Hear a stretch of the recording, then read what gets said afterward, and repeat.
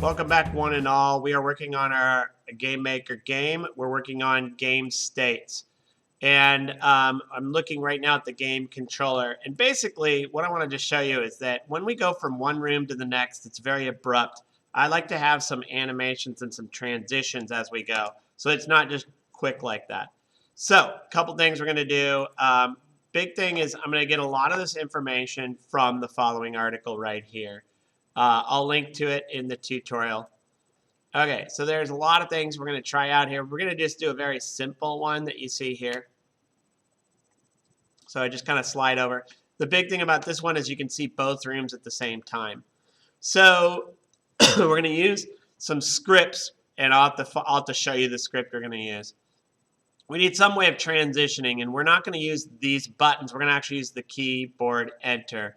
And then we're going to use these kind of things to help run the transition, and we have different rooms. So what we're going to do is we're going to use this code.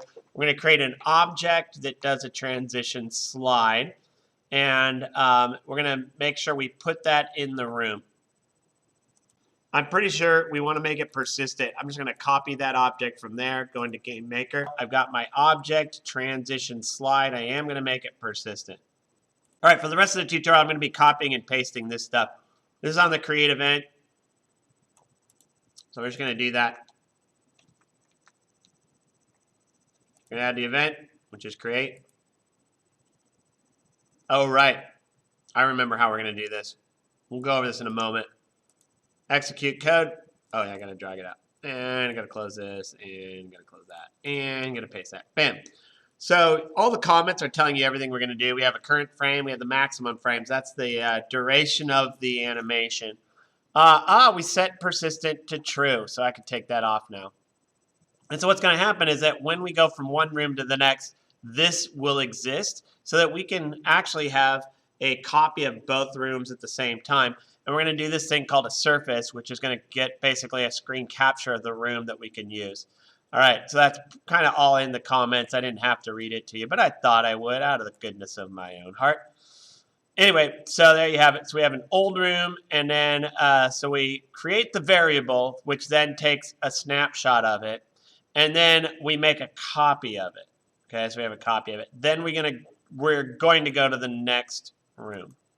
So we'll have both rooms available. We are going to do one quick thing to the max frames. By the way, I need semicolons at the end of my lines. It really bugs me when people don't do that, just because in a lot of other programming languages, it's going to crash. And boy, it was so inconsistent, that copy and paste. It's one of the issues with this particular language. You can use them or not use them, and that's just kind of weird. We're also going to follow the tutorial. Instead of 45, we're going to put room speed, which is a built-in variable. Represents how many frames per second are in the room. There we go. And I'm going to multiply it by 1.5, so it's 1.5 seconds long, regardless of what we set that room speed to be. It's always, whenever you can use a variable, use a variable. Okay, it's going to make it much easier. So now I can change the frame rate of my game. This will still be 1.5 seconds long, no matter what. Next step is the step event. So I'm just going to copy the code from here. And I'll add my semicolons in a moment. And we're going to add an event, step. And we're going to execute code again. And I'm going to paste the code I just copied and add my semicolons there. Wow. Inconsistent. That's all I got to say. All right. So what we have here is we're going to be checking at every step of the way if our current frame is, it basically, once our current frame gets greater than the maximum frames, and we're going to count at every step. Each step we keep adding to the current frame, we'll destroy ourselves once we've gone past 1.5 seconds. So this is just always checking. So we increment this variable. It's just a variable. It was set in create to 0, and every step we add 1 to that, and eventually we get to this state where our current frame is greater than the maximum number of frames, in which case we destroy ourselves. It's gone. Otherwise, if it's not destroyed, this is what we're going to do. We're in the second room. So we're going to record that room. So if the current frame is equal to 2, now we're going to create a new room. Remember how we did a copy of the old room? This only happens at one particular frame when we're at 2. And we skip the first frame. I think that's for consistency, to make it smoother. I forget exactly in the notes. Then we create a copy of the new room, and it's called SUR for surface new room. So we have old room and new room. And remember, we have to get the surface create of the room. And by the way, we're passing it the room width and the room height, because we can take a portion of that surface if you wanted to. Then we create a copy of it. So now we have two rooms at this point in our step, and it's time to talk about draw GUI. So we're going to add the draw GUI event. That's under draw GUI. We're going to go over here, and if the current frame is greater than 1, we're going to do some coding. And there's a flicker effect that this code addresses. This is not my code, by the way. Actually, let's give credit where credit's due. Sean Spalding posted it, but it's based on David Strachan, if you pronounce that right, his website. And we are gonna go there in just a bit. Did I already copy my code? Let me make sure I did. Yes, I did. And so we'll drag this, execute over, hide that, paste that in. Okay, so if we're any frame past frame 1, we're going to do this slide amount, and we're going to use this function here. This function has not been defined, and in the case of GameMaker Studio, this is actually referring to a script. So we actually have to create a script for that, and we'll call it ease out quad, and then I'll show you where we can get others. And it's just going to give us a slide amount, and trying to explain the math behind it. You're doing a type of a, they call it a, it's like a CSS transition. And you're using like an ease in, ease out type animation kind of thing here. Here it's ease out. And I think we're getting 4 values, which is why it's a quad. And beyond that, there's some math in there. Maybe we'll take a look at it and see what it's doing. And then if the current frame is equal to 1, if the old room exists, we're going to draw it. So we have it on the first frame. Yeah, so there won't be a frame of it missing. Remember there was the greater than 1 earlier? So this is when it's set to 1. We show the entire old room for 1 frame. And then we start drawing portions of each surface. Now, I think I now know a little bit better. We draw the surface. We take the old room. And we take this negative slide amount. So the slide amount is going to be changing all the time. And negative slide amount probably is going to begin with the full width. And we take minus, no, there's a little amount it's going to be sliding out. Oh, yeah. So we're going to move it a little to the left by the amount of whatever this slide amount produces. Whatever this function does, it's going to produce a number. We give it a negative number here. That's shifting the old room to the left. And the new room is going to be set all the way to the width of the room, but then we're going to remove slide amount from it. So that's going to slide it to the left just a little bit. So this slide amount is going to be giving different numbers over time because of the current frame and the max frame. These two things, current frame and max frame, are going to keep changing as we go. Well, max frame is always the same, but the current frame is going to keep increasing, right? So does that make sense? Yeah, I think it does. If not, we can always open up the debugger and take a look at it, but we're a little bit low on time, so let's keep going here. What we need now is the ease out quad, and I'm going to copy that. And I'm going to go over to scripts. I have one, and I'm going to right click, and I'm going to create a script. And I'm going to define it here, paste that ease out quad, and I'm going to execute code, and I'm going to hide it. Now we got to find that ease out code. And this is the part that was fun for me. I had to dig around. I actually stumbled upon it. And the reason why I stumbled upon it is because, oh, we have a destroy. We're going to need to do this in a moment. Yeah, let's get this in place, and then we'll find the ease out quad that we had on there, and see if we can find it. So we need to go back to the object transition slide, add event, and it's destroy, paste. So we do this thing called surface free. I think it just frees it from memory. So we no longer need to be storing that for any particular reason, and we're done. All right, let's keep going. Okay, this is where all the scripts are supposed to be. Let's see if they're still there. Save link as, GMZ, save. There we go. We do have it. Failed, no file. 404. And that is what I was referring to. All right, so now I'm going to go look for it. Okay, I found it. It's davetech.co.uk, so he's from the UK. Yo-yo temp particle. And there it is, how to make 3-screen transition in GameMaker using surfaces. So we're going to just do the slide out, which is Article 1, the ease out. And I'm guessing, I hope, those scripts are in here and we can use them. Here we go, scripts for easing and tweening. I'm going to right-click, open in a new tab, and take a look. So there's an ease linear. Here we go, all easing functions. I tried to just copy and paste this in. It wasn't working. So ease out quad, I believe is what it was. I'm going to copy this code here. So they all use the same input value, output min, output max, input max. They all use the exact same. These are all different kind of easing functions. So I'm going to copy that, and I'm going to go in here, and let's open up the ease out quad. I'm going to paste this.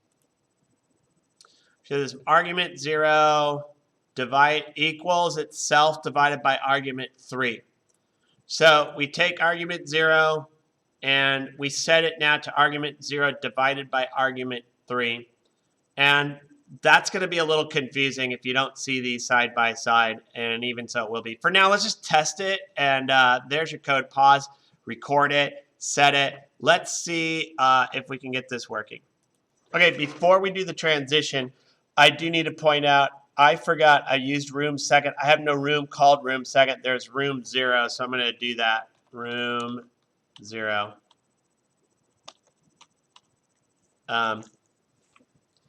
And now this is interesting because part of this is what room it is. So what we need to do is, can we go to the next room?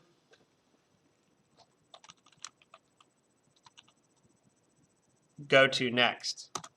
That's what we really want to do. Unless we're in the last room, in which case we need to check the state of the room. Okay.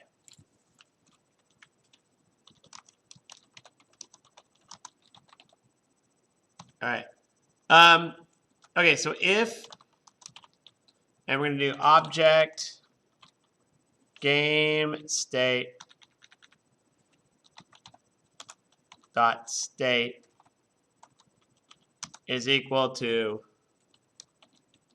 start.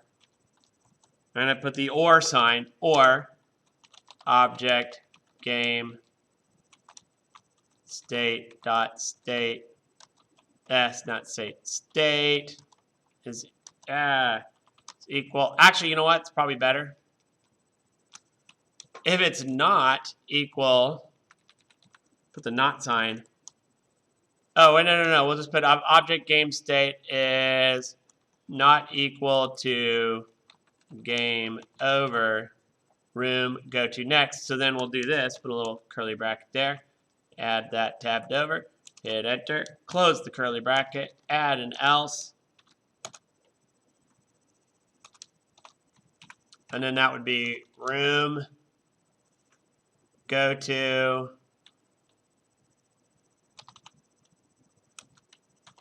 room first. Okay, so we need to, based on the game state, either go to the next room or go here. And by the way, this is going to happen in other places. So for now, we're going to go to the check room states. Yeah, that should work. Then we're going to go over to object, game control. No, is it game controller, object game state? Here we go. So here's where when we hit the reset here, what we want to do is not go to the next room. We want to create an instance of the object transition slide. So I might even change the state before I do that. Should work either way. And I'm going to do instance create layer. Now this is a big giant formula function. So we're going to hide everything else. Instance create layer, and it's going to tell you all the things. So we're just going to put 0, 0, because it doesn't matter where we put it. We need to set the layer, which is instances, and then the object. So it's object transition slide. We put our curly bracket parenthesis, max that. Oh, come on. There we go. Let's test this out. See if it works. Hit enter. Oh, did you see that? Now, I'm really annoyed. Part of the problem is everything changed, right? Did you see that? Let's show you that again. This has to do with the instance create where we randomize stuff, which is really interesting because I'm seeing something I hadn't seen before. As soon as it moves over, everything, all the images got random. All right, I got the solution. It took me a while, but I realized there's another event we can use. So the whole idea is that when the object wall is created, we pick a random block and we stop the animation speed. We do the same thing on the object pickup because we have a bunch of different ones. If we change this to room start, this will happen at the start of the room. So we're going to change both events. So this is on the object pickup. We're going to change it to other room start. And we're going to do the same thing on our wall, object wall. We also need to do that for anything that has a create event that we do some bit of adjusting. So we're going to change the event here. We're going to go to other, room start. The other thing we need to do is our skeletons. Is it under skeleton? Yeah, we pick a certain path.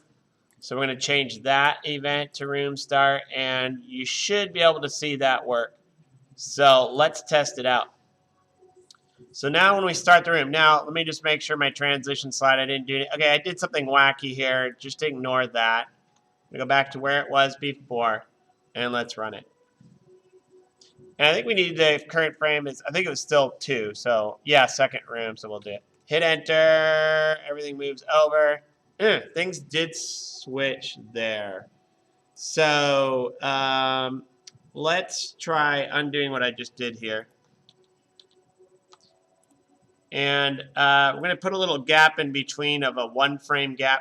So we're going to create the surface here, and then we'll copy it the next frame. See if that helps.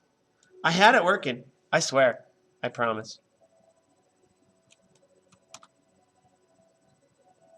Oh, it did change. Okay, I think I got it working. Let's test this out. We want to see, is there an exit? Oh, wait, no, hold on. Let me start again. Okay, so what I did is the object skeleton I had, I made that a room start, and didn't seem to work well. When I put this one back to create, but I kept the wall having a room start, and the object pickup a room start, watch. So we're going to play it, and we're going to analyze what we see, make sure nothing has changed. Skeleton, bomb, apple. Let's try it again. Skeleton, bomb, apple. We run it. When we hit enter, it should be the same thing, and they should slide over at the same time. And I forgot to bother. We had 3 big cracks along here. So let's try it again.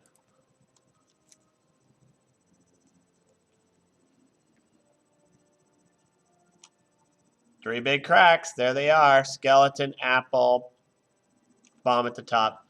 Okay, so now that's working. So what we want to do is anytime we restart the room, we're going to also need to create that object transition slide. And I don't know what object 11 is. Just delete that. Okay. Definitely don't want to end up with an extra object you don't intend to have. So we're going to go back to the object or the game controller. And we have this right here instead of room restart. Okay, so we have the state of game. Yeah, we need to know whether it's rooms restart or not. So we have this. Okay. All right. So if the game state is start, we're going to go to the next room. If the game state is game and we create it, we're going to restart the room. Otherwise, we'll go to the room first. So let's see if we can get that working. Okay, I figured it all out. Number one, collision with the object enemy. We had restart room. We had not actually lost all of our health when we collided with the skeleton. In that case, what we do is we just put that instance create layer and put that bit of code in our collision with the object enemy. Colliding with the object door, I think we also need to do the same thing. If the room is not the last, then we're going to want to create the instance. So if you want to make it cheesy, drag and drop, which we can do. We're going to create the object transition slide. Okay.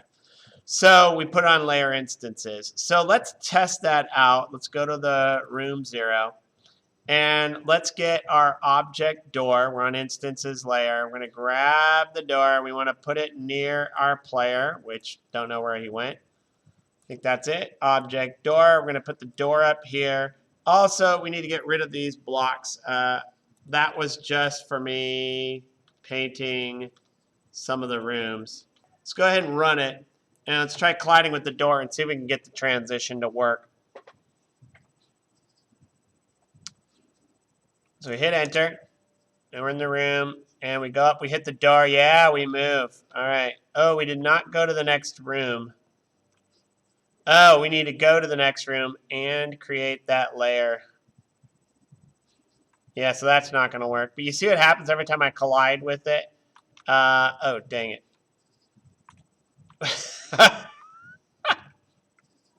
No!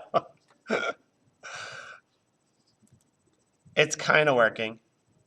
But I put the door right where I need to sort of hide. Well, we've tested the door. I'm going to put the door over here. It's not yet working, but I just want to show you the idea of when you run out of health, what happens. So hit enter to go to the next room. And then I'm just going to come up here, somewhere around here. I can just kind of like let him go right by, up, no, right there. No. No. Okay, if you look at our health bar, it's getting low, it's getting low. It's going to go in just a moment. Here we go. And right there. See that room transition when we run out of health. Hit a bomb. Should be the same thing. I can't get a break. Okay, so we're back in our room, and I've covered so much, and we had so many little errors. Let's just kind of go over the final product of what we have. We have the object transition slide. We have the create event, and on the create event, we have the code that you already saw. You can pause if you want to see it. I can zoom in just a little bit. We had on destroy, we free up the surfaces, and on the step, we check the frames. This is different from the tutorial we were looking at on there. We ended up with 2 if checks, if it's equal to 2, if it's equal to 3, so we separate that out over the course of 1. Draw GUI, we have the current frame if it's greater than 1 or if it's equal to 1. Hides the flicker on draw GUI.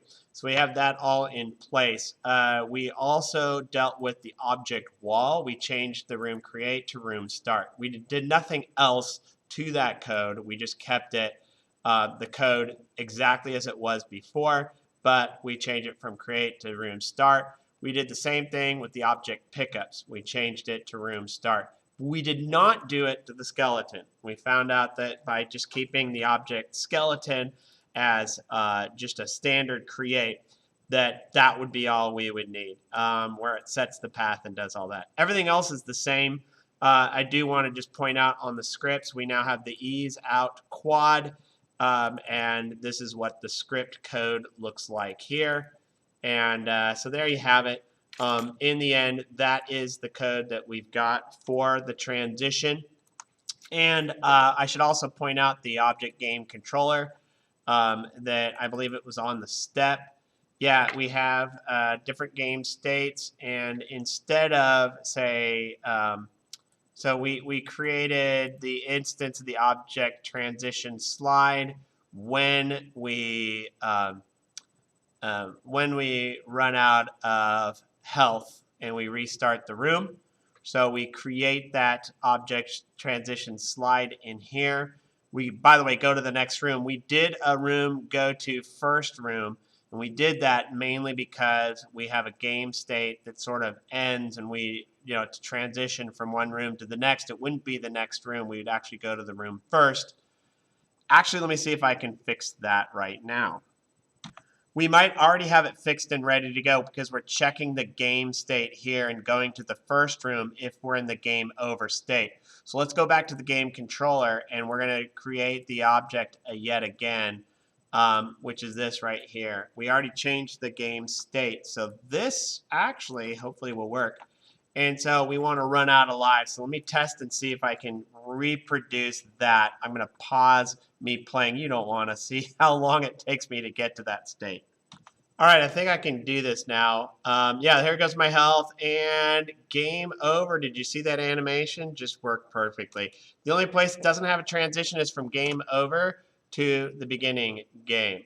So I think what we can do is we can still do this from a game over state to a start state. Actually, we restart the game, so I don't think we can. So that would have to be something different. I'll let you figure out how you would resolve that. So I don't want to give you all the answers because I don't have them all. And it would be hard for me to want to and not be able to. It would just be, I'd just be torn. So anyway, that's it for this tutorial. And the only thing we haven't done is created some instructions. I'm going to let you do that on your particular game. Of course, let's take a look at how we might do that. We would put our game instructions. I would do one line at a time and just do a plus equals. And as you add it, make sure you do the little new lines here. So I'll go ahead and fill it out so you can see what mine instructions look like. Okay, so this is the end result of my instructions. Notice first line has an equal sign, and then every other line after is a plus equals. We're saying take the variable of instructions and add each line of code. And I add each one to sort of be like each line. I try to have them basically take up roughly the same amount of space. You'll notice anytime there is a \n, that means new line. It drops it onto the next line. Here you'll see two of them because I wanted to have a paragraph break. And obviously when you run yours, you're going to want to check the font. You're going to want to see, is it wide enough, big enough font? Is that where you want it? You can mess around with all that stuff, but I think we've got our game ready to go. All right, thank you so much for watching. I'm just going to throw a couple additional tutorials out there for some other mechanics for my students who are interested. So if you want to watch those, stay tuned. I will be posting those shortly. Thank you so much for watching.